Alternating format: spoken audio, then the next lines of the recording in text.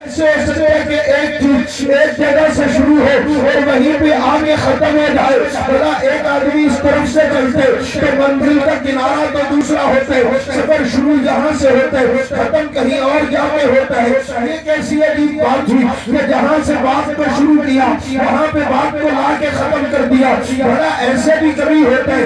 میں نے کہا ایسے ہی ہوتا ہے. اگر یقین نہیں آتا ایک آخری دلیل دیے دیتا ہوں, شاید بات سمجھ میں آ جائے. کہ سامنے لگا ہوا ایک گھڑیال اور کلاک جس کے اوپر ٹائم کی سوئیاں چل رہی ہے. اگر کوئی آدمی کسی بھلے مانگ سے پوچھے کہ بابو بتا جب گھنٹے کا آغاز ہوتا ہے تو سوئی کہاں سے سرکنا شروع ہوتی ہے, تو آپ بتا دیجئے ذرا کتنے سے؟ بولو کہ بھئی یہ تو ہو گئی شروع, اور جب گھنٹہ مکمل ہوتا ہے تو سوئی کہاں میں ہوگی؟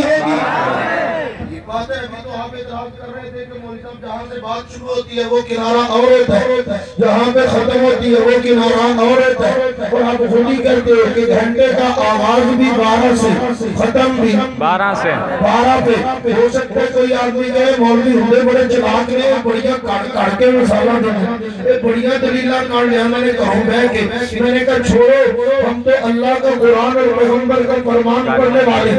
یہ بات تو میں نے اپنی دلیل کے طور پہ کی ہے. اگر آپ کو دلیل اللہ کے قرآن سے چاہیے تو آئیے میرے ساتھ, میں آپ کو دامن قرآن کے ساتھ وابستہ کیے دیتا ہوں. ایک آدمی فوت ہوتا ہے, آپ اس کو کندھوں پہ اٹھاتے, اس کا جنازہ اٹھا کے قبرستان لے جاتے. جنازہ پڑھنے کے بعد اس کی میت کو قبر میں دفن کرنے کے لیے اتار دیتے. قبر کے گھڑے میں اتار کے جب اس کی قبر میں ڈالنے لگتے ہیں مٹی, یہ بیٹھے علماء کرام, یہ بیٹھے طلباء اعزام, پڑھے لکھے ساتھی موجود ہیں. ان سے پوچھ لیجیے کہ جب وہ مٹی قبر پہ ڈالنے لگتے شریعت کی تعلیم کیا ہے, کہ اس وقت میں پڑھنا کیا ہے, تو ہر کوئی تمہیں بتائے گا کہ شریعت مدد کی تعلیم اور آمنہ کے لال کی سنت یہ کہ اس وقت میں مٹی کو قبر پہ ڈالتے ہوئے کہا جاتا ہے منہا خلقناکم وفیہا نعیدکم سبحان اللہ ومنہا نخرجکم تارۃ اخری, کہ اسی مٹی سے اس کو بنایا گیا تھا, آج اسی مٹی میں اس کو لٹایا جا رہا ہے. سبحان اللہ. میں نے کہا یہ کیا کہہ رہے, کہتا مولوی صاحب کہانی یہیں سے شروع ہوئی تھی, یہیں پہ آ کے ختم ہو رہی ہے. اسی مٹی سے بنایا گیا, بننے کے بعد جوانی گزاری, لڑکپن گزارا, زندگی گزاری, کمالات دکھائے, ترقیات کی, بڑھاپے کے دہلیز پہ قدم رکھا, ساری زندگی گزارنے کے بعد بالآخر اینڈ کیا ہوا کہ منہا خلقناکم وفیہا نعیدکم, اس مٹی سے بنایا گیا تھا اسی مٹی میں لٹایا جا رہا ہے. اور دلیل میرے محبوب کے فرمان سے بھی موجود ہے. اللہ کے پیغمبر نے فرمایا انا وابو بکر وعمر خلقنا من تربۃ واحدہ, کہ مجھے ابو بکر عمر کو اللہ نے ایک مٹی سے بنایا ہے. اور حکیم الاسلام حضرت مولانا قاری محمد طیب رحمۃ اللہ علیہ اس کی مزید وضاحت کرتے ہوئے فرماتے کہ جس مٹی سے بنایا ہے وہ مٹی جنت کی مٹی ہے, اسی لیے تو جہاں سوئے ہوئے ہیں وہ جنت کا ٹکڑا ہے. نعرہ تکبیر, عظمت صحابہ, شان صحابہ, سیدنا صدیق اکبر, سیدنا عمر فاروق, نعرہ تکبیر.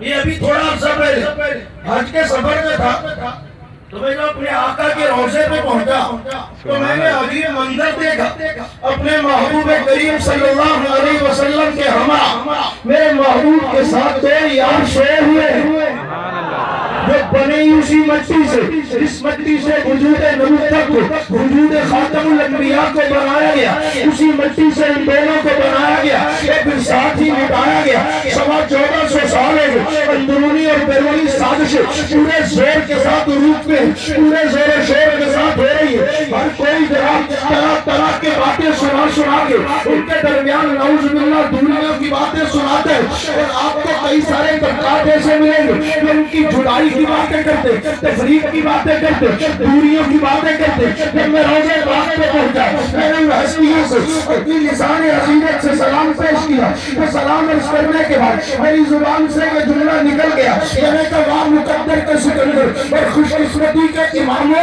تمہاری عظمتوں کو سلام پیش کرتا ہوں. اے ابو بکر عمر, تیرا نبی سے میرا یارانہ جو پہلے تھا وہ اب بھی ہے,